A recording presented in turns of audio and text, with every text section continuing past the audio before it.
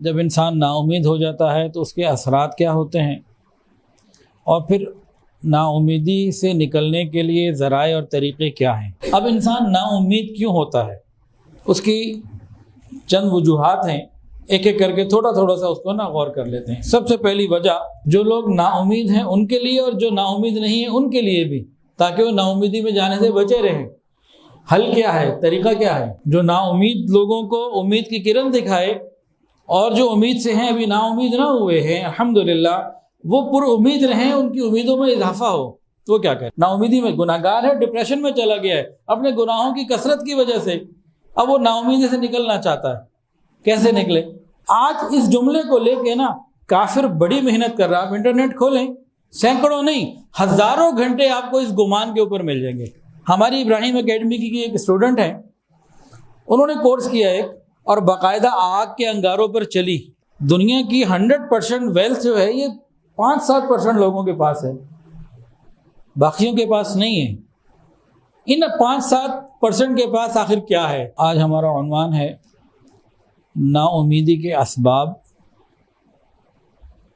جب انسان نا امید ہو جاتا ہے تو اس کے اثرات کیا ہوتے ہیں، اور پھر نا امیدی سے نکلنے کے لیے ذرائع اور طریقے کیا ہیں۔ ان تین باتوں کے اوپر انشاءاللہ تعالی آج بات ہوگی۔ کوئی بھی انسان اس وقت تک زندگی کو پرسکون نہیں بنا سکتا جب تک کہ زندگی دینے والے کی زندگی کی تقسیم کو نہ سمجھے، جب تک اللہ رب العزت کے بنائے ہوئے قانون کو نہ سمجھے، اپنے زندگی میں آنے کا مقصد نہ سمجھے، اس وقت تک وہ پرسکون زندگی اپنا نہیں سکتا۔ اسی لیے کافر آپ کو مالدار ملے گا، خوبصورت بھی ملے گا، بہت زیادہ اس کے بعد نعمتیں بھی ہوں گی، لیکن پرسکون کبھی نہیں ملے گا کہ اس نے اللہ تعالیٰ کے نظام کو سمجھا ہی نہیں۔ مسلمانوں میں دو طرح کے لوگ ہیں، ایک وہ جن کے پاس ایمان کی حلاوت آ جاتی ہے، ایک وہ مسلمان ہے جس کے پاس ایمان کی حلاوت موجود ہے۔ اس کو جب اللہ تعالیٰ نعمتیں دیتے ہیں شکر ادا کرتا ہے، اور اس پہ ثواب کا امید رہتا ہے، نعمتوں سے فائدے بھی اٹھا رہا ہے اور ثواب کا امیدوار بھی بن رہا ہے۔ جب یہ حلاوت ایمان حاصل کیا ہوا شخص کسی پریشانی میں، تکلیف میں، مصیبت میں گرفتار ہوتا ہے، اب یہ اس پہ صبر کر رہا ہوتا ہے اور اس پر اجر کی امید رکھ رہا ہوتا ہے کہ اللہ مجھے اجر عطا فرمائیں گے۔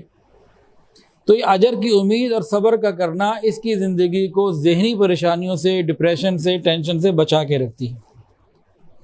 تو مسلمان کا تو دونوں حال فائدے میں، اس مسلمان کا جس نے دنیا کی حقیقت کو سمجھا، کانٹا چبھے صبر کیا، کانٹا چبھنے پہ صبر کیا تو ثواب، نعمت ملنے پہ شکر کیا تو ثواب۔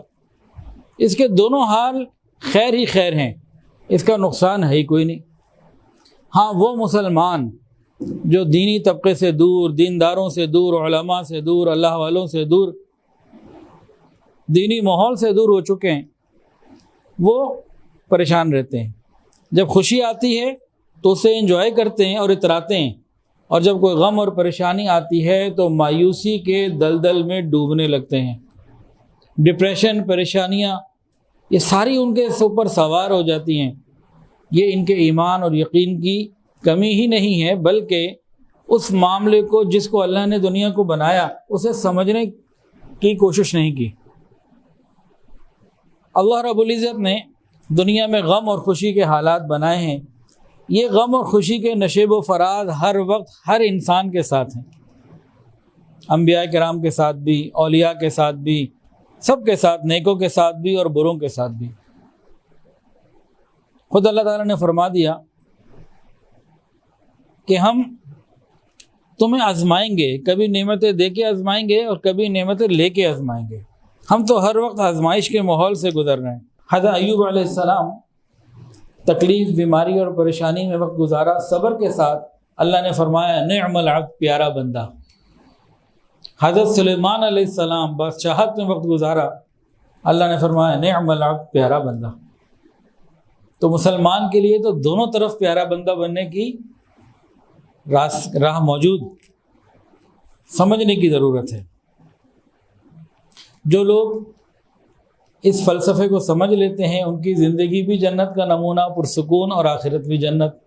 اور جو اس زندگی کے فلسفے کو نہیں سمجھتے وہ اپنی زندگی کو بھی ڈپریشن کی وجہ سے جہنم بنا لیتے ہیں اور آخرت کی سزائیں الگ۔ تو بہتر یہ ہے کہ ہم نظام کو سمجھیں یہ ہے کیا۔ جنہوں نے نظام کو سمجھا نا، جب ان کی گردن کاٹ دی جا رہی، جنہوں نے نظام کو سمجھا، جس وقت ان کی گردنیں کاٹی جا رہی ہوتی تھی وہ کہا کرتے تھے فزت ورب الکعبہ، رب کعبہ کی قسم میں کامیاب ہو گیا، رب کعبہ کی قسم میں کامیاب ہو گیا، حالانکہ گردن کٹ رہی ہے، سب کچھ ختم، جان ہے تو جہان ہے نا، لیکن ان کی زبان سے جملہ کیا نکل رہا ہے؟ فزت ورب الکعبہ، رب کعبہ کی قسم میں کامیاب ہو گیا۔ دیکھیں کربلا کا واقعہ بہت زیادہ مشہور و معروف ہے، سب جانتے ہیں۔ اس میں حضرت حسین رضی اللہ تعالیٰ عنہ اپنے ساتھیوں کے ساتھ شہید ہو گئے، کوئی ان کو ناکام کہہ سکتا ہے؟ سوال ہی پیدا نہیں ہوتا۔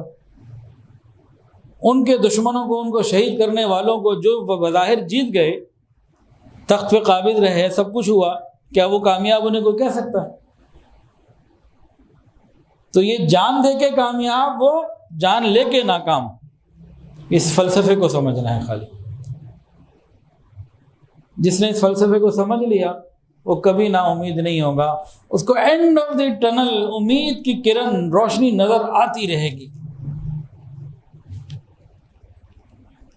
اب انسان نا امید کیوں ہوتا ہے؟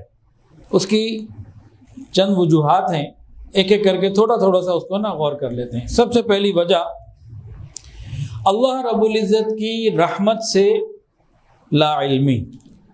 اللہ تعالیٰ کی رحمت کتنی وسیع ہے، اس سے لا علمی، یہ انسان کو مایوسی کی طرف لے جاتی ہے۔ جو لوگ اللہ کی رحمت سے نا امید نہیں ہوتے، انہیں معلوم ہے اگر یہ کوئی پریشانی آئی ہے تو نجات دینے والا میرا رب ہے، وہ مجھے اس سے نجات بھی عطا فرمائے گا۔ رحمتی وسعت کل شیء، اللہ فرماتے ہیں کہ میری رحمت ہر چیز کے اوپر حاوی ہے، محیط ہے، غالب ہے۔ اس کی رحمت اتنی ہے کہ اس کا احاطہ کرنا ممکن نہیں۔ تو نا امیدی کی پہلی وجہ کیا ہے کہ اللہ رب العزت کی بے پناہ رحمتوں سے لا علم ہونا، صحیح نہ سمجھنا۔ بعض لوگ رحمت کو سمجھنے میں کمی کر دیتے ہیں اور بات بہت زیادہ ہی آگے لے جاتے ہیں، حد کے اندر نہیں رہتے۔ وہ جی گناہ پہ گناہ کیے جا رہے ہیں، نہ نماز پڑھ رہے، اور ہر برا کام ہو رہا ہے، نہ لوگوں کے حقوق دے رہے، وہ بڑا غفور و رحیم ہے جی۔ وہ سمجھتے ہیں ہم اللہ کی رحمت کو سمجھ رہے ہیں۔ یہ بیوقوف ہیں، پرلے درجے کے بیوقوف ہیں۔ رحمت کا تقاضا یہ نہیں ہے کہ ہم اور زیادہ گناہ کریں، رحمت کا تقاضا یہ ہے کہ غلطی سے کوئی گناہ ہو جائے، بات ہو جائے، اللہ سے معافی مانگ لے۔ جان بوجھ کے بھی گناہ کر لیا تب بھی معافی مانگ لے، اس پر اصرار نہ کریں، اس پر ڈٹائی سے جمے نہ رہیں۔ تو ایک سبب تو یہ ہے کہ اللہ تعالیٰ کی رحمت کے بارے میں صحیح علم نہیں ہوتا، نا امیدی کا ایک سبب۔ نا امیدی کا دوسرا سبب کیا ہے؟ خوف الہی کے اندر بہت حد سے زیادہ بڑھ جانا۔ خوف خدا بڑی نعمت ہے، بہت بڑی نعمت ہے، لیکن اس کی حد ہے۔ اس میں حد سے تجاوز کریں گے تو نا امید ہو جائیں گے۔ مثلا ایک شخص سے گناہ ہو گیا، گناہ بھی بڑا تھا، اب اس کے اندر احساس جرم بھی ہے، وہ چاہتا ہے کہ بس میں اللہ سے معافی مانگ لوں، دوبارہ لو لگا لوں، لیکن خوف خدا قبر میں جناب فرشتوں نے مارنا ہے، اور جہنم میں جناب آگ میں جلنا ہے، اور ہر وقت کا خوف کہ پتہ نہیں کیا ہوگا، اب پتہ نہیں کیا ہوگا، اور اس خوف کی وجہ سے وہ نا امید ہو جائے کہ اب میری تو مغفرت نہیں ہونی، میری تو بخشش نہیں ہونی، میرا تو بس بیڑا غرق ہو گیا۔ یہ خوف خدا نہیں ہے۔ خوف خدا والے نا امید نہیں ہوتے۔ یہ خوف خدا میں حد سے آگے بڑھ گیا، کراس کر گیا لائن کو۔ ابن قیم رحمۃ اللہ علیہ فرماتے ہیں کہ کوئی شخص اللہ تعالیٰ کا اتنا خوف نہ کھائے کہ اللہ تعالیٰ سے اس کو نا امید کر دے۔ یہ شیطان اس راستے پہ لے جاتا ہے نا امیدی کے۔ اچھا جی، خوف خدا کی حد کیا ہے؟ خوف خدا ایک نعمت ہے، اس کی حد کیا ہے؟ کوئی بتا سکتا ہے جی؟ 1000 روپے نقد انعام، لامحدود؟ نہ، یہ لامحدود نہیں، حد ہے، لامحدود کیسے ہو گیا؟ نہیں، وہ الگ بات ہے، وہ ایمان کی کیفیت کی بات ہے۔ خوف خدا کی حد کیا ہے، میں نے یہ پوچھا۔ نہیں جی، ان کا ایک انعام جو ہے نا پکا ہو گیا، نماز مغرب کے بعد یاد سے لے لیجیے گا، مجھے دینا یاد نہیں رہے گا۔ اللہ اکبر کبیرہ۔ خوف خدا کی حد یہ ہے کہ انسان کو گناہوں سے روک دے، بس۔ وہ جو آپ نے بات بتائی وہ بھی میں نے بیان کرنی ہے، وہ الگ ہے۔ خوف خدا کی حد کیا ہے جی؟ بتائیں۔ وہ خوف خدا انسان کو گناہوں سے روک دے۔ خوف خدا کی حد کیا ہے جی؟ بتائیں۔ وہ خوف جو انسان کو گناہوں سے روک دے، یہ حد ہے اس کی۔ یہ جملہ یاد رکھنے والا ہے، اس لیے بار بار جو ہے نا اس کو میں دہرا رہا ہوں اور سب کو کہلوا رہا ہوں۔ ایک آدمی کو خوف خدا ہے، وہ کہتا ہے جی مجھے بڑا خوف خدا ہے لیکن گناہ بھی کیے جا رہا ہے، یہ خود فریبی میں مبتلا ہے، نفس اور شیطان کے مکر میں آ چکا، یہ گناہ کر رہا ہے، پتہ ہی یہ گناہ ہے اور کہہ بھی رہا ہے مجھے بڑا خوف ہے۔ تو یا تو یہ جھوٹا ہے یا پھر خود فریبی میں مبتلا ہے۔ خوف خدا کی حد یہ کہ انسان کو گناہوں سے روک دے وہ خوف۔ جو خوف اس کو گناہوں سے نہیں روک رہا، یا یہ جھوٹا شخص ہے، اپنے قول کا جھوٹا ہے، منافق ہے، یا پھر خود فریبی میں اس کو نفس اور شیطان نے اس کو چکر دیا ہوا ہے، وہ اس کے چکر میں چل رہا ہے۔ یاد رکھیے، ایسا خوف جو اللہ کی رحمت سے نا امید کر دے، یہ اللہ تعالیٰ کی رحمت کے ساتھ بے ادبی اور گستاخی ہے۔ ایسا خوف جو اللہ تعالیٰ کی رحمت سے نا امید کر دے، یہ حد سے بڑھ جانے والا ہے۔ اب جو حضرت نے بات بتائی تھی نا وہ سمجھیں۔ حضرت عمر فاروق رضی اللہ تعالیٰ عنہ کی بات بھی سنیں، اور جو ایمان جو ہے نا یہ امید اور خوف کے درمیان کی ایک چیز ہے، اس کو سمجھنا ہو تو حضرت عمر فاروق رضی اللہ تعالیٰ عنہ کا ایک قول بہت ہی عجیب ہے، سمجھنے کی ضرورت ہے۔ فرماتے ہیں قیامت کے دن اگر یہ فیصلہ ہو جائے صرف ایک آدمی کو جنت ملے گی، باقی ساری مخلوق جہنم میں جائے گی، اللہ کی رحمت سے مجھے یہ امید ہے کہ وہ ایک اکیلا میں ہی ہوں گا، ہے نا مزیدار بات؟ اور اگر قیامت کے دن یہ فیصلہ ہو جائے کہ آج صرف ایک آدمی جہنم میں جائے گا، باقی سارے جنت میں جائیں گے، تو مجھے اپنے گناہوں کی وجہ سے یہ خوف ہے کہ کہیں میں نہ دھر لیا جاؤں، مجھے نہ بھیج دیا جائے۔ تو خوف بھی کامل اور رحمت بھی کامل، درمیان میں رہنا ہے۔ تو خوف خدا کی حد کیا ہے جی؟ گناہوں سے بچ۔ اگر ہم گناہوں سے بچ رہے ہیں تو اس کا مطلب ہے خوف خدا ہے، اور اگر ہم گناہوں سے نہیں بچ رہے، پتہ تو ہے خوف خدا کا، لیکن یوٹیوب پہ جناب ڈرامے بھی دیکھ رہے ہیں، میوزک بھی دیکھ رہے ہیں، اور سنتوں کو ذبح بھی کر رہے ہیں، گناہ میں لگے ہوئے بھی ہیں، حقوق بھی ادا نہیں کر رہے، اور یہاں بڑا خوف خدا ہے۔ تو دو ہی چیزیں، یا تو جھوٹا ہے یہ شخص، یا پھر نفس اور شیطان کے چکر میں آ گیا، اپنے آپ کو سمجھ اچھا رہا ہے لیکن ہے بھی بیکار۔ تو دو پوائنٹس ابھی بیان ہوئے نا امیدی کے اسباب میں سے۔ پہلا سبب کیا تھا جی؟ بھول گئے؟ اللہ تعالیٰ کی رحمت سے لا علمی۔ دوسرا خوف خدا میں آگے بڑھ جانا، حد سے آگے نکل جانا، یہ بھی مایوسی کی طرف لے کر آتا ہے۔ تیسری بات، مایوس لوگوں کی صحبت۔ ایک آدمی پریشان ہے، ڈپریشن میں، گھر میں ماں بیمار ہے، یا کاروباری مسئلہ، یا اور کوئی مسئلہ، بچے کا مسئلہ، کوئی مسئلہ، اب یہ اپنے مسئلے لے کر اس کو ایک امید ہے کہ اللہ مہربانی کر دیں گے، اللہ مہربان ہے، تکلیفیں آتی ہیں چلی بھی جاتی ہیں، اس قسم کے جذبات تو ہیں، لیکن یہ کہیں نہ کہیں کسی برے بندے کے پاس بری صحبت میں پھنس گیا۔ وہ خود پریشان، نا امید، ڈپریشن کا مریض تھا، اس نے بھی اس کو نا امیدی پہ اور آگے لگا دیا، اس کی جو تھوڑی بہت امید تھی وہ بھی برباد ہو گئی مایوس لوگوں کی صحبت سے۔ دیندار لوگ کبھی مایوس نہیں ہوتے، علماء، اللہ والے، دین کو صحیح سمجھنے والے کبھی مایوس نہیں ہوتے۔ ہاں کافر مایوس ہوتے ہیں، فاسقین مایوس ہو جاتے ہیں، خودکشی کا سوچ رہے ہوتے ہیں کہ مر جانا اچھا ہے، ایسی زندگی کیا مر جاؤ. تو مایوس لوگوں کی صحبت یہ انسان کو اور زیادہ خراب کر دیتی ہے. مشورے بھی کرنے ہو نا تو کن سے کرنے چاہیے؟ جو اپنی زندگی میں کامیابی کی زندگی گزار رہے ہو، جن کے پاس کوئی سکسیس اسٹوری ہو، ان سے آپ مشورے کریں. وہ آپ کو آگے بڑھائیں گے، راستہ دیں گے کامیابی کا. اور جو اپنی زندگی میں ناکام ہو چکا، جس کی زندگی میں کوئی سکسیس اسٹوری نہیں ہے، جو مایوسی اور ڈپریشن کا شکار ہے، ایسے بندے سے جب مشورہ کرنے جائیں گے تو خود ہم تو ڈوبے ہیں صنم تمہیں بھی لے ڈوبیں گے والا حال ہوگا. تو مایوس لوگوں کی صحبت بھی مایوسی میں اضافہ کرتی ہے. چوتھی بات، نا امیدی اور مایوس ہونے کی وجہ کیا ہے؟ صبر میں کمی، اور صبر میں کمی کا نتیجہ نتائج کے حصول میں جلدی. بے صبری اور جلد بازی یہ ملتی جلتی چیزیں ہیں، یہ ایک ہی نمبر میں رکھا ہے اس کو، کہ تحمل مزاجی نہیں ہوتی، صبر نہیں ہوتا، اس میں کمی ہوتی ہے، اور اس کی کمی الٹیمیٹلی نتائج کو فوراً چاہتی ہے. حالانکہ نتیجے آنے میں وقت لگتا ہے بعض دفعہ. تو جو بے صبری سے معاملہ کر رہا ہوتا ہے، یہ بھی جب نتیجہ اس کو نہیں ملتا جلدی اپنی مرضی کا، یہ مایوس ہو جاتا ہے. کیونکہ جلد بازی صبر کے پیمانے کو لبریز کر دیتی ہے. جلد بازی کیا کرتی ہے جی بتائیں؟ صبر کے پیمانے کو لبریز کر دیتی ہے. جلد بازی نہیں، صبر، سکون، آہستہ آہستہ ہوگا، سب ہوگا. اور حدیث سنیے اور دل کے کانوں سے سنیے.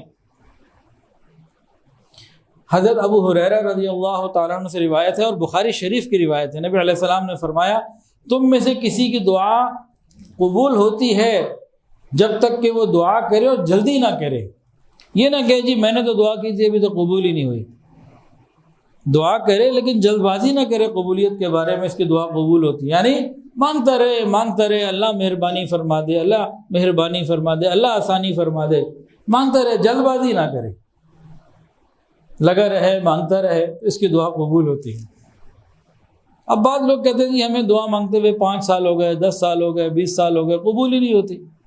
میں اور آپ کس کھیت کی گاجر مولی ہیں، کیا پدی کا شوربہ. سنیے، حضرت زکریا علیہ السلام کی شادی ہوتی ہے. اولاد کب ملتی ہے؟ بڑھاپے میں.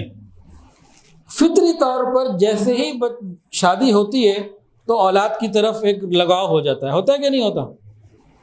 اور 1-2 سال میں انسان چاہتا ہے کہ اس کی اولاد ہو جائے، اور ہو بھی جاتی ہے الحمدللہ. ایک اصول جو چل رہا ہے نا. اب انہوں نے جب شادی کی جوانی میں تو دعائیں نہیں مانگی ہوں گی، شادی کے بعد سے ہی مانگنی شروع کر دی ہوں گی نا دعائیں، یا بڑھاپے میں جا کے مانگی ہوں گی؟ بتائیں.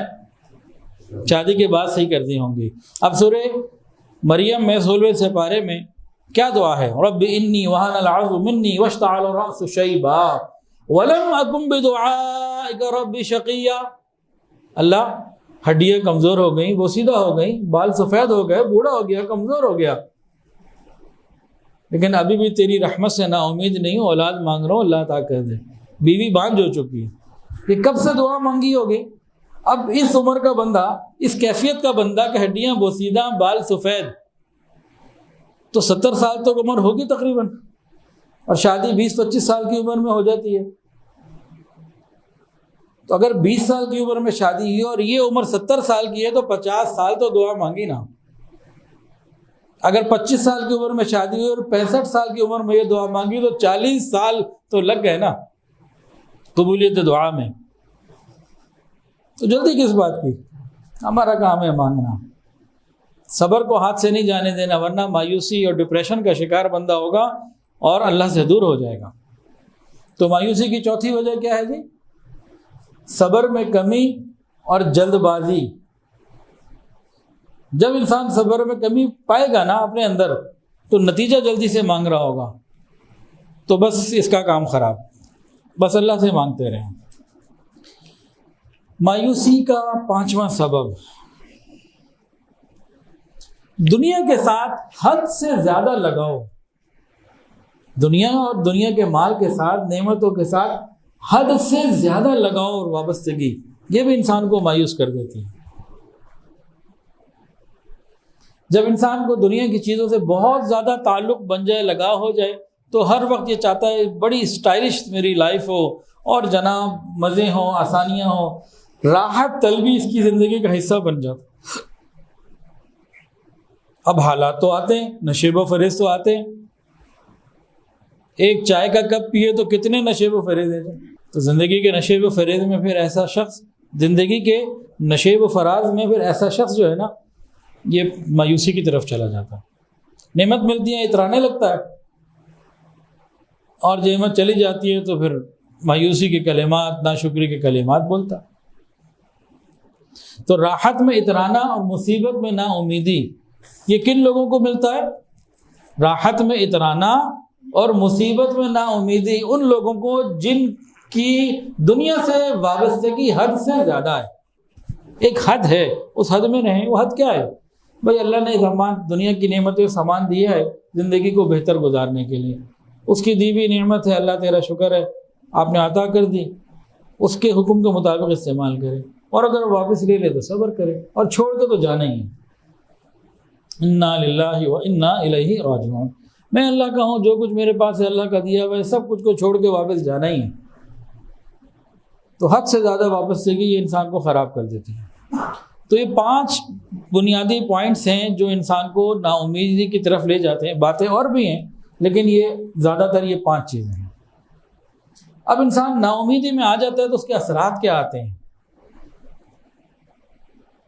پہلی بات، انہ لا ییأس من روح اللہ الا القوم الکافرون، یہ نا امیدی کافروں کا شیوہ ہے، فاسقوں کا شیوہ ہے، یہ ایمان والوں کا، انبیاء کا، اولیاء کا، علماء کا شیوہ نہیں ہے۔ تو پہلے اس کے اثرات میں سے کیا بات ہے کہ یہ کافروں کے شیوے کی طرف چلا جاتا ہے، کافروں کے طریقوں پر چلا جاتا ہے۔ اللہ تعالیٰ کی رحمت سے نا امید صرف ظالم ہوتے ہیں، کافر ہوتے ہیں، ایمان والا نہیں ہوتا۔ دوسرا اس کا مضر اثرات کیا ہے؟ نا امیدی اللہ اور اس کے رسول کی تکذیب ہے ایک اعتبار سے۔ اللہ فرماتے ہیں کتب علی نفسہ الرحمہ، میں نے اپنے لیے رحمت لکھ دی۔ جو اللہ سے نا امید ہو گیا یہ تو بے نعوذ باللہ دوسرے انداز سے گویا کہ تکذیب کر رہا ہے اللہ کی۔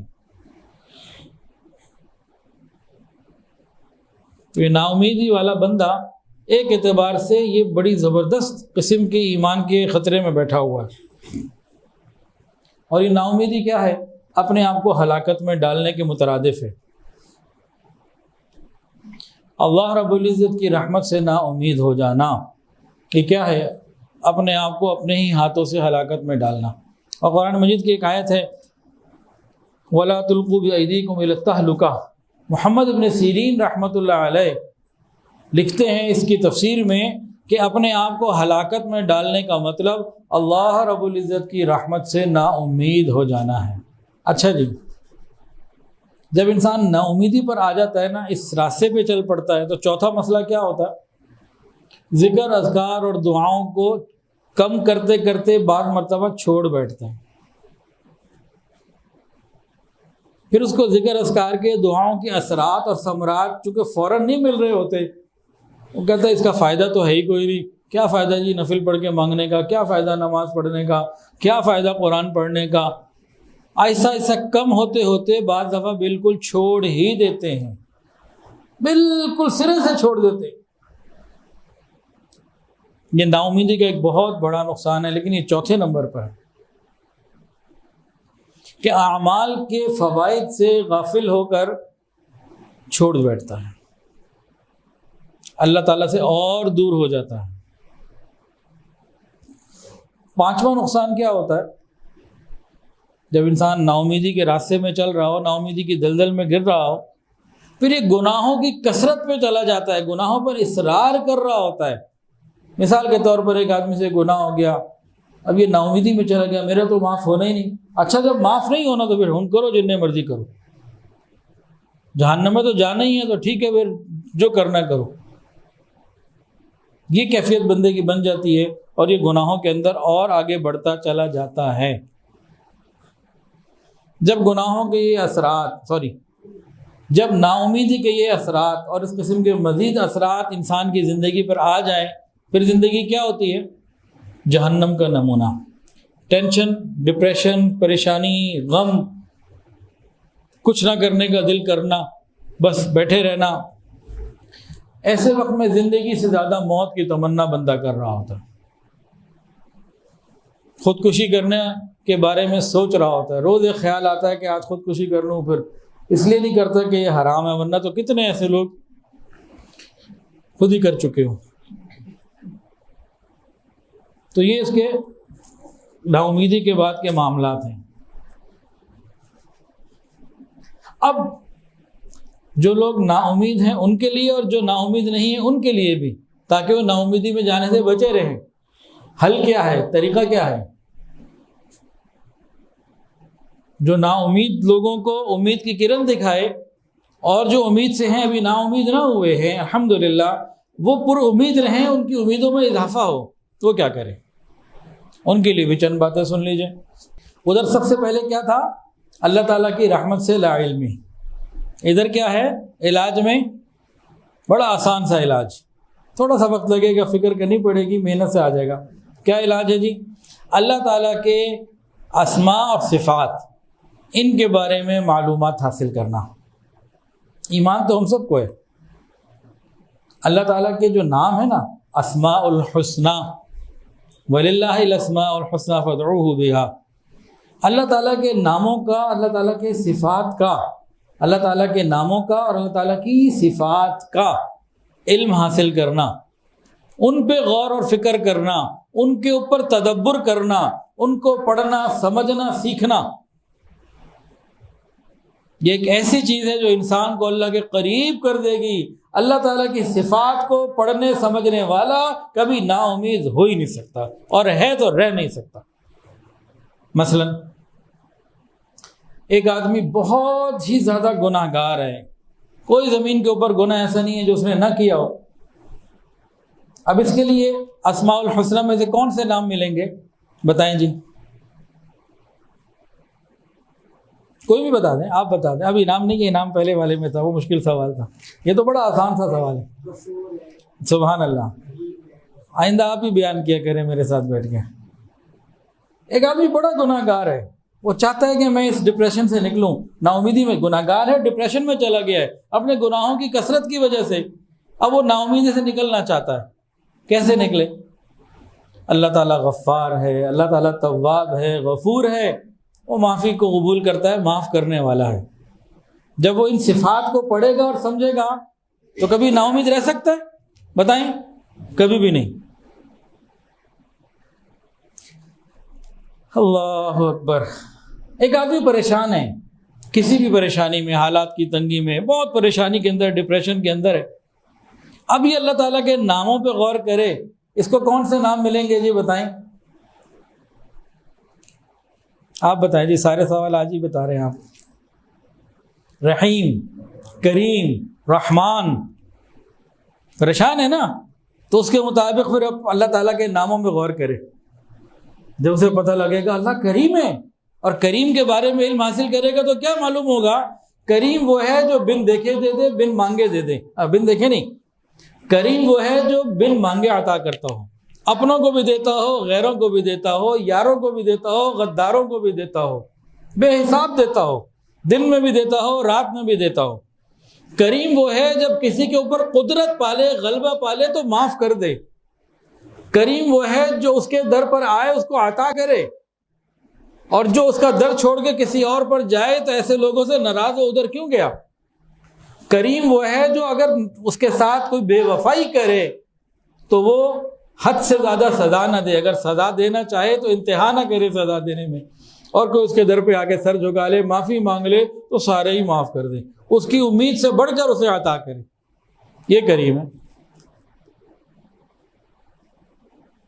تو جب انسان پریشان حال ہے تو پھر اپنے حال کے مطابق اللہ کے ناموں میں تلاش کرے نا۔ اللہ تعالیٰ کے کتنے بابرکت نام ہیں، ان میں اپنے لیے تلاش کرے راہ نکلنے کی، امید کی، تو بالکل اسے ملتی ہے، ہر چیز ملتی ہے۔ یہ تو صرف 2 باتیں ذکر کی نا، ایک گناہگار کی، ایک پریشان کی. اب جو جس حال میں ہے اپنے حال کی مناسبت سے اللہ کے ناموں کا ترجمہ پھر اس کی کیفیات کو پڑھے اور سمجھے، اللہ تعالیٰ اس کو پریشانیوں سے نکال دیں گے. یہ نا امید نہیں ہو سکتا. ہاں اب اگر کوئی یہ نہ ہی پڑھے نہ ہی کرے تو اس کا تو پھر کیا کہہ سکتے ہیں. تو نا امیدی سے نکلنے کے لیے پہلا سبب بیان ہوا، یا جو امید میں ہیں ان کی امیدیں اور بڑھ جائیں تو ان کے لیے بھی یہ پہلا سبب ہے. دوسرا سبب کیا ہے جی؟ نا امیدی کی دلدل سے نکلنے کے لیے انسان کیا کرے؟ گناہوں سے بچنے کی کوشش کے ساتھ اللہ رب العزت کے ساتھ حسن ظن رکھے، اچھا گمان رکھے. کیا رکھے جی؟ کس کے ساتھ؟ اللہ رب العزت کے ساتھ. حدیث کے اندر آتا ہے، حدیث قدسی، اللہ تعالیٰ فرماتے ہیں میں اپنے بندے کے گمان کے ساتھ ہوں. انا عند ظن عبدی بھی، میں وہ کرتا ہوں جو میرا بندہ میرے ساتھ گمان کرتا ہے، میں اس کے ساتھ ویسے ہی کرتا ہوں. یہ حدیث قدسی. اچھا ذرا بات سمجھیے گا،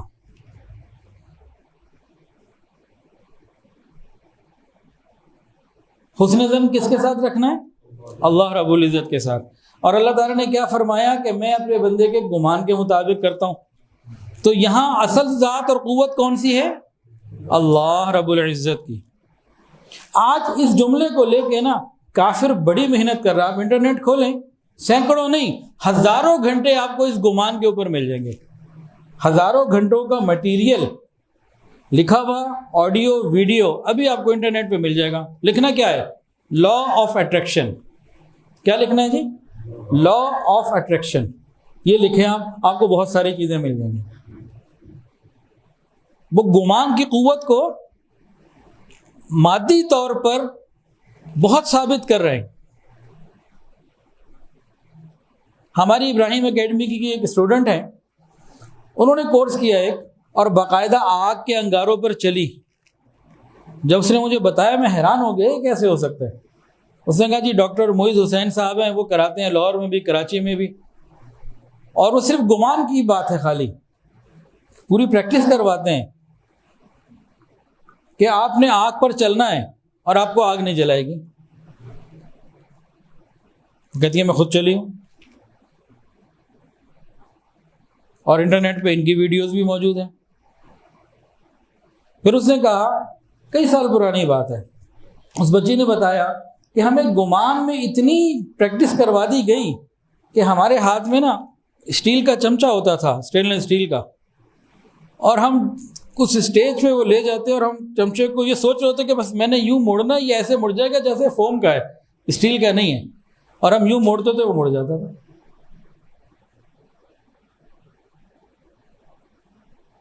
ایک بہت مہنگا کورس کروایا جاتا ہے فیوچر آتھرنگ.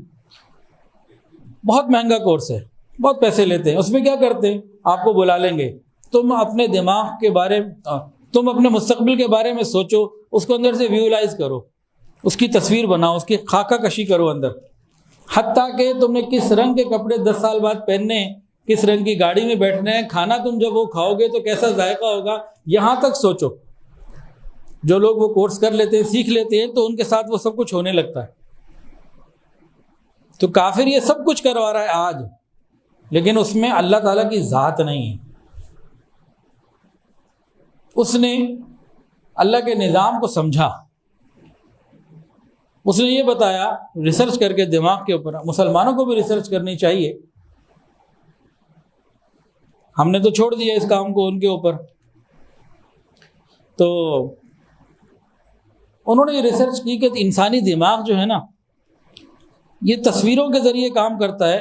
آپ ابھی سوچیں ایپل، تو دماغ میں فوری طور پر سیب کی تصویر آ جائے گی. آپ عام مینگو سوچیں تو مینگو کی تصویر آ جائے گی. ان کا انسان کا جو دماغ ہے نا، یہ کیا ہے؟ یہ مقناطیس کی مانند ہے. جو یہ سوچنا شروع کرتا ہے نا، وہ چیزیں اس کے دماغ کی طرف آنا شروع ہو جاتی ہیں، وہ راہیں کھلنا شروع ہو جاتی ہیں. مثال کے طور پر ایک آدمی نے یہ سوچ لیا میرا آج کا دن تو بڑا ہی برا گزرنا ہے، آج کا دن اچھا نہیں گزر سکتا، بڑا ہی برا گزرے گا. وہ جو بلی سامنے گزر گئی نا، آج کا دن تو منحوس ہی ہے. اب اس نے سوچ ہی لیا، اب اس کے ساتھ یہی ہونا ہے جو اس نے سوچ لیا. باقاعدہ محمد علی گرے ایک باکسر تھے، انہوں نے ایک انٹرویو میں بتایا کہ رنگ میں اترنے سے پہلے میں آنکھیں بند کر کے 2-3 مرتبہ اپنی جیت کو محسوس کرتا تھا کہ میں جیت چکا ہوں، ابھی تو رنگ میں نہیں اترا اللہ کا بندہ، وہ کہ میں آنکھیں بند کر کے سوچتا کہ میں نے اترنا ہے اور اس نے یوں پنچ مارنا ہے، میں نے یوں کرنا ہے اور پھر میں نے جیت جانا ہے۔ کہتا میں 2-3 مرتبہ یہ پریکٹس کر کے پھر رنگ میں اترتا تھا اور ہمیشہ جیت کے باہر آتا تھا۔ یہ کیا ہے؟ گمان، لا آف اٹریکشن۔ اچھا جی، ایک اور بات، اس کے اوپر سروے کیا گیا، بڑا قیمتی، اس پہ خرچ، بہت مال خرچ ہوا۔ سروے کیا تھا کہ دنیا کے جتنے اسباب، وسائل، مال ہے، یہ دنیا کے 5-7% لوگوں کے پاس ہے۔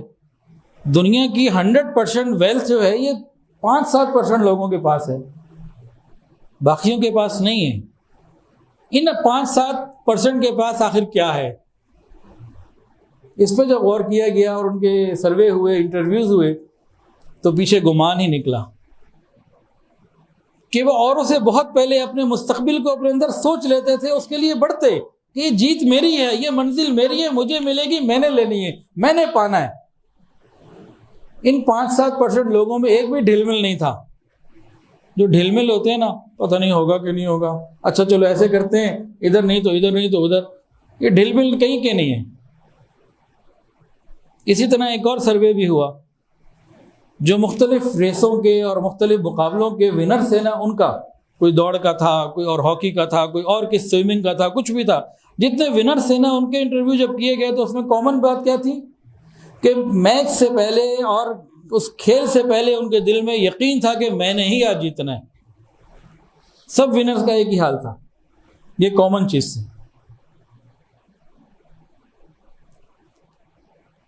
اللہ تعالیٰ فرماتے ہیں میں تو گمان کے ساتھ ہوں، اور اس کو میں نے اپنی دکان پہ، شالمی دکان پہ بھی میں نے اس کو محسوس کیا، اور میں کئی دفعہ اپنے بیانات میں بتا چکا ہوں، پہلی دفعہ نہیں بتا رہا۔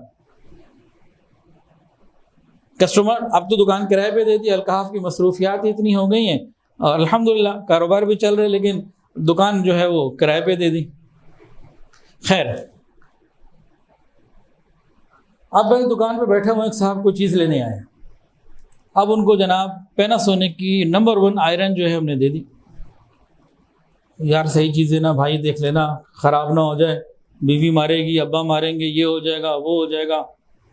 اس نے اتنی باتیں کی، وہ چیز جو کبھی کہیں خراب نہیں ہوتی اس کے پاس خراب ہو جاتی ہے۔ اس میں نہ کمپنی کا قصور بنانے والے کا، نہ ہمارے بیچنے والے کا قصور، اس کے گمان کے مطابق اللہ نے اس کے ساتھ معاملہ کر دیا۔ یہ بہت دفعہ میں نے غور کیا،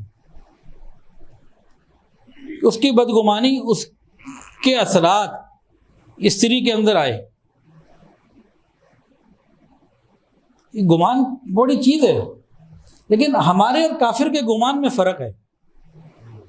ہمیں رب نے کیا بتایا؟ گمان اچھا کرو، لیکن اگر تمہارے گمان کے مطابق کبھی کوئی چیز تمہیں نہیں مل رہی، غلطی تمہاری ہے، اس کو صبر بھی کرنا، اور کبھی میری کوئی مشیت ہوتی ہے،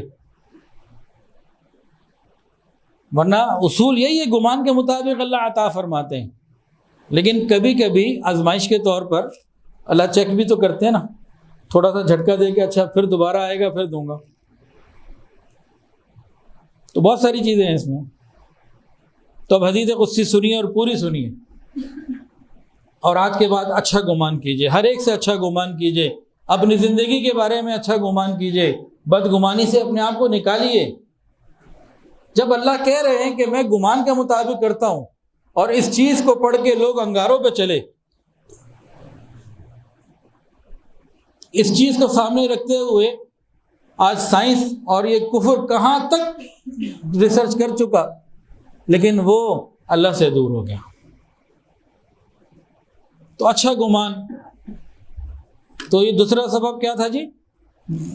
نا امیدی سے نکلنے کے لیے گناہوں سے بچتے ہوئے اللہ رب العزت کے ساتھ اچھا گمان کرنا، یہ نا امیدی کے دلدل سے نکال دے گا۔ حدیث قدسی سن لیجیے، فرمایا میں اپنے بندے کے گمان کے ساتھ ہوں۔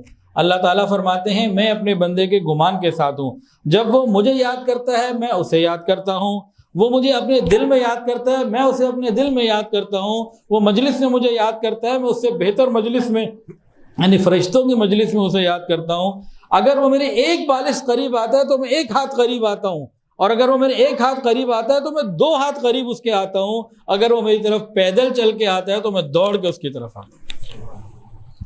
اللہ تعالیٰ کی رحمت ہمیشہ وسیع ہے۔ تیسری چیز جو انسان کو مایوسیوں سے نکالتی ہے، مایوس آدمی کو مایوسیوں سے نکالتی ہے، اور جو مایوس نہیں ہے اس کو مایوسی میں جانے سے بچاتی ہے، وہ کیا ہے؟ قضاء اور قدر کے فیصلوں پر یقین رکھنا، تقدیر کے اوپر یقین رکھنا، جو ہو رہا ہے میرے رب کے فیصلے۔ تقدیر ایک ایسا حساس اور نازک موضوع ہے، ہر دماغ اس کو سمجھ بھی نہیں سکتا، بہت باریک چیز ہے۔ تقدیر کے اندر بھی کئی باتیں ہیں، ایک تقدیر مبرم ہے، ایک تقدیر معلق ہے۔ مبرم وہ ہے جو طے ہو چکی، اس میں تبدیلی نہیں ہو سکتی، اور معلق وہ ہے جو ہمارے اعمال کے ساتھ جڑی ہوئی ہے۔ ایک درجے تک ایفرٹس ہم مبرم میں بھی کر سکتے ہیں، اور ایک درجے تک ایفرٹ ہم معلق میں بھی کر سکتے ہیں۔ تقدیر مبرم میں ایک بات، موت آنی ہے جی، فلانے بندے کو 27 نومبر فلانا سال فلانے وقت فلانے دن آنی ہے، اتنے بجے آنی ہے، وہ آ جانی ہے، اس میں یہ تبدیل نہیں کر سکتا۔ لیکن کوالٹی آف لائف کو بہتر کرنے کے لیے کہ اس وقت تک میں اپنے آپ کو زندگی بہتر گزار لوں، یہاں یہ کوشش کر سکتا ہے۔ اب یہ اچھی غذائیں کھائے، صحت مند رہے، جنک فوڈ کھائے، بیمار ہو جائے، موت تو اس کو اسی وقت آنی ہے۔ تو یہاں اتنا اس کے پاس سلیکشن کا اختیار ہے۔ اور معلق کے اندر رزق آ جاتا ہے، رزق جو والدین کے ساتھ فرمانبرداری کرے، رشتہ داریاں جوڑے، اللہ کے راستے میں خرچہ کرے، اللہ کے راستے میں مال خرچ کرے، اس کا رزق بڑھتا رہے گا۔ جو جھوٹ بولے اس کا رزق کم ہوتا رہے گا۔ تو اللہ رب العزت کے فیصلوں پہ یقین اور قضاء و قدر کے فیصلوں کو مان لینا کہ جو ہو رہا ہے رب کی طرف سے ہے، میرا سر جھکا ہوا ہے، تو یہ انسان کو نا امیدی سے نکال دیتا ہے۔ چوتھی چیز نا امیدی سے نکلنے کے لیے، مصیبت، پریشانی اور غموں کے وقت میں صبر کرنا، اور اس بات کا یقین کر لینا کہ جن کو پریشانیاں آئیں اور انہوں نے صبر کیا، اللہ نے ان کی تعریف بھی بیان کی اور ان سے جنت کے اور مغفرت کے وعدے بھی کیے، ان کو بدل دینے کے وعدے بھی کیے۔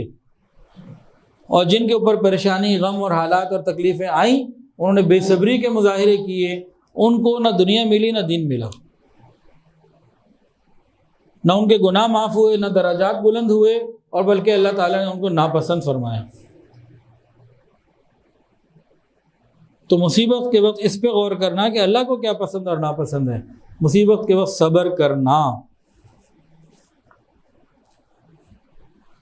پانچویں بات جو انسان کو نا امیدی سے نکالے گی، اگر کوئی نا امیدی کی دلدل میں ہے تو اس کو مایوسیوں سے نکالنے کے لیے کام آئے گی، وہ کیا ہے؟ قبولیت کے یقین کے ساتھ اللہ تعالیٰ سے مانگنا، دعا مانگنا قبولیت کے یقین کے ساتھ۔ حدیث کے اندر آتا ہے جو بندہ دعا مانگ رہا ہو اور اس کو یقین نہ ہو، وہ سوچ رہا ہو پتہ نہیں ملے گا نہیں ملے گا، یا دل ادھر ادھر لگا ہوا ہے، مانگ اللہ سے رہا ہے اور دماغ میں کچھ اور ہے، دل کہیں اور ہے، حاضر نہیں ہے، تو ایسے بندے کی دعائیں قبول نہیں ہوتی۔ قبولیت کے یقین کے ساتھ مانگنا۔ اب یہاں شیطان ہمارے ساتھ ایک کھیل کھیلتا ہے۔ دیکھیں ہم گناہ گار ہیں، اس میں کوئی شک نہیں ہے۔ جب ہم دعا مانگنے لگتے ہیں نا، شیطان دل میں ڈال رہا ہوتا ہے بھائی تو بڑا گناہ گار، تیری کدھر قبول ہونی۔ اب یہ بات تو صحیح ہے کہ ہم گناہ گار ہیں، لیکن یہ بات غلط ہے کہ گناہ گار کی دعا قبول نہیں ہوتی، وہ ہمیں ادھر ڈال دیتا۔ اور ہم بھی کہتے ہیں ہاں واقعی ہماری اس لیے قبول نہیں ہو رہی کہ ہم گناہ گار ہیں، تو ہم رک جاتے ہیں۔ یہ وسوسہ کبھی شیطان نے ڈالا ہے جی کہ نہیں ڈالا؟ کہ بڑے گناہ گار ہیں جی، ہماری کہاں قبول ہونی؟ بہت ڈالتا ہے یہ کامن وسوسہ ہے اس کا، ہر جگہ کامیاب۔ بھئی ہم گناہ گار ہیں، اس میں کوئی شک نہیں ہے، خطا کار ہیں، اس میں کوئی شک نہیں ہے، ہم اللہ سے معافی بھی مانگتے رہتے ہیں، لیکن اس میں بھی کوئی شک نہیں ہے کہ گناہ گاروں کی بھی قبول ہوتی ہے۔ 2 مثالیں لے لیجیے، اگر آئندہ کبھی شیطان یہ خیال ڈالے تو اس وسوسے کا علاج لے لیجیے۔ فرعون جو اپنے آپ کو کہتا تھا انا ربکم الاعلی، فرعون جو اپنے آپ کو کہتا تھا انا ربکم الاعلی، ایک مرتبہ دریائے نیل بند ہو گیا، قوم آئی، اس کو خدا سمجھتے ہوئے کہا بھائی پانی جاری کر دو، ہمیں معاف کر دو، نہیں تو بھوکے مر جائیں گے. اس نے کہا ہو جائے گا، جاؤ جاؤ. تو ہم چلے گئے.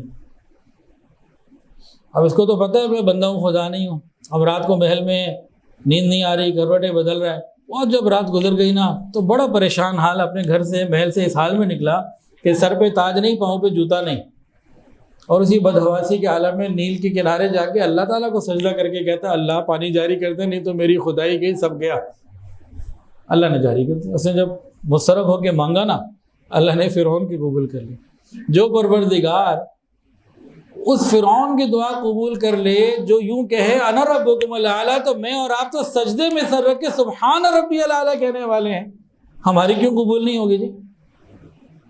جتنے بھی گئے گزرے ہوں ہم کلمہ پڑھنے والے، فرعون سے تو الحمدللہ بہتر ہیں. کیا خیال ہے؟ یقین کی ضرورت. اچھا جی، اس سے زیادہ آپ کو موقد اور مدلل، اس سے زیادہ تصدیق شدہ واقعہ بھی بتا دوں. اگر شیطان کبھی یہ وسوسہ ڈالے جی تم بڑے گناہ گار، تمہاری قبول نہیں ہونی، تو ہم ایک اس کو واقعہ اور سنا سکتے ہیں جو اس سے زیادہ مستند ہے، اوتھینٹک ہے. قرآن مجید میں کئی جگہ ہے کہ جس وقت اللہ تعالیٰ نے جس وقت اللہ رب العزت نے شیطان کو فرمایا فَخْرُجْ مِنْهَا فَإِنَّكَ رَجِيمٌ وَإِنَّ عَلَيْكَ لَعْنَتِي إِلَىٰ يَوْمِ الدِّينِ. دفعہ دور ہو جا، تیرے اوپر میری لعنت قیامت تک ہے. اب اللہ تعالیٰ اس سے ناراض ہیں کہ خوش ہیں؟ اس وقت غصے میں ہیں کہ محبت میں؟ اور یہ فرعون سے بدتر ہے کہ نہیں؟ اس وقت اس کی پوزیشن کیا ہے؟ جس کو مستقل دائماً دھتکار دیا گیا. اب اس سے زیادہ برا تو پھر کوئی نہیں. ہمارے تو زیادہ گناہ ہی ہے نا. اچھا جی، اب سنیے، اس وقت پھر اس نے اللہ سے مانگا اللہ رب انظرنی الی یوم یبعثون، مجھے قیامت تک کی مہلت دے دے. اللہ نے دی کہ نہیں دی؟ جو اللہ رب العزت شیطان جیسے کی عین غضب کے عالم میں دعاؤں کو قبول کر سکتا ہے، تو رات کی تنہائی میں تہجد میں جب ہم اللہ کے سامنے دامن پھیلائیں گے، ہاتھ اٹھائیں گے، مانگیں گے، ہمیں کیوں نہیں دے گا بھائی؟ ہماری پریشانیوں کو کیوں نہیں دور کرے گا بھائی؟ تو مایوسیوں سے نکلنے کے لیے پانچویں بات، قبولیت کے یقین کے ساتھ اللہ رب العزت سے مانگتے رہنا. نا امیدی اور ڈپریشن سے نکلنے کے لیے جائز اسباب اختیار کرنا، ہمت کرنا، حوصلہ کرنا، آگے بڑھنا. بستر پہ نہ پڑے رہنا، گھر نہ بیٹھے رہنا، سر جھکائے نہ بیٹھے رہنا، کچھ کرنا، جائز اسباب اختیار کرنا، ان سارے یقین کے ساتھ ساتھ. مثلا ایک آدمی مریض ہے، بیمار ہے، یہ کیا کرے؟ دوائی استعمال کرے، ڈاکٹر کے پاس جائے، علاج کرے، جائز اسباب استعمال کرے. ایک آدمی کا کاروبار نہیں چل رہا، وہ غور کرے اپنے حالات میں رہتے ہوئے، اپنے وسائل میں اور اپنے چیزوں میں میں کیا کر سکتا ہوں، اس کے لیے عملی طور پر آگے بڑھے. یہ نہ سوچے کہ اوپر سے کچھ آ جائے گا. جائز اسباب اختیار کرنا، ہمت کرنا، یہ کرنی پڑتی ہے، اس کے بغیر کام نہیں بنتے. اس کی مثال غم اور پریشانی میں انبیاء کا کیا طریقہ رہا. حضرت یعقوب علیہ السلام، آپ کے بیٹے تھے، ان کا کیا نام تھا جن کو کنویں میں ڈالا گیا جی؟ حضرت یوسف علیہ السلام. وہ آپ سے دور ہو گئے، آپ کو غم ہوا، وقت گزرتا رہا، آپ بچپن میں تھے، آپ جوانی تک پہنچ گئے. یوسف علیہ السلام، بہت عرصہ گزر گیا اور آپ کو غم تھا، لیکن امید تھی کہ بیٹا آئے گا، ملاقات ہوگی. پھر کیا ہوا؟ دوسرا بیٹا بنیامین، یہ بھی گیا آپ کے پاس. یہ تو بھائی گئے تھے نا ادھر یوسف علیہ السلام کے پاس غلہ لینے، یوسف علیہ السلام نے کسی حکمت سے روک لیا. اب جب باقی بھائی پہنچے تو کہا جی بنیامین، تو بادشاہ نے روک لیا. تو یوسف علیہ السلام، حضرت یعقوب علیہ السلام کے غم میں اضافہ ہوا یا کمی؟ اور کتنا غم تھا؟ وَابْيَضَّتْ عَيْنَاهُ مِنَ الْحُزْنِ فَهُوَ كَظِيمٌ، آنکھوں کی بینائی متاثر ہو گئی. برسوں سے غم بیٹے کی جدائی کا، اور دوسرے بیٹے کی جدائی کے بعد مایوسی نہیں ہے، غم میں اضافہ ضرور ہے، مایوسی نہیں آئی. انہوں نے کیا کیا؟ ایک تو اللہ تعالیٰ کی رحمت پہ یقین رکھا، اور اس کے بعد جائز اسباب اختیار کرنے کا حکم اپنی اولاد کو دیا. کیا کہا؟ یا بنی اذهبوا فتحسسوا من یوسف واخیہ ولا تیأسوا من روح اللہ انہ لا ییأس من روح اللہ الا القوم الکافرون۔ میرے پیارے بچوں، تم جاؤ یوسف علیہ السلام کی اور اس کے بھائی کی پوری طرح تلاش کرو۔ بھئی ایک ماں باپ کا بچہ پہلے گم ہے، 30-40 سال بعد دوسرا بھی گم ہو رہا ہے، تو وہ غمگین تو ہے، غم میں اضافہ بھی ہے، لیکن مایوس نہیں ہے۔ اب کیا کر رہے ہیں حالات سے نکالنے کے لیے؟ خود تو بوڑھے ہو چکے نا، اپنے بچوں کو کہہ رہے ہیں جاؤ یوسف علیہ السلام کو بھی تلاش کرو اور بنیامین کو بھی جا کے تلاش کرو، مایوس مت ہونا۔ ولا تیأسوا من روح اللہ، اللہ کی رحمت سے مایوس نہ ہونا۔ اور فرمایا انہ لا ییأس من روح اللہ الا القوم الکافرون، یقیناً اللہ تعالیٰ کی رحمت سے کافر ہی نا امید ہوتے ہیں۔ تو یہ اپنی اس کے لیے اسٹرگل کرنا یہ خود ہی کرنی پڑتی ہے، کوئی دوسرا نہیں کرے گا۔ اور ساتویں بات، نا امیدی سے نکلنے کے لیے، مایوسی ڈپریشن سے نکلنے کے لیے، دنیا سے بے رغبتی۔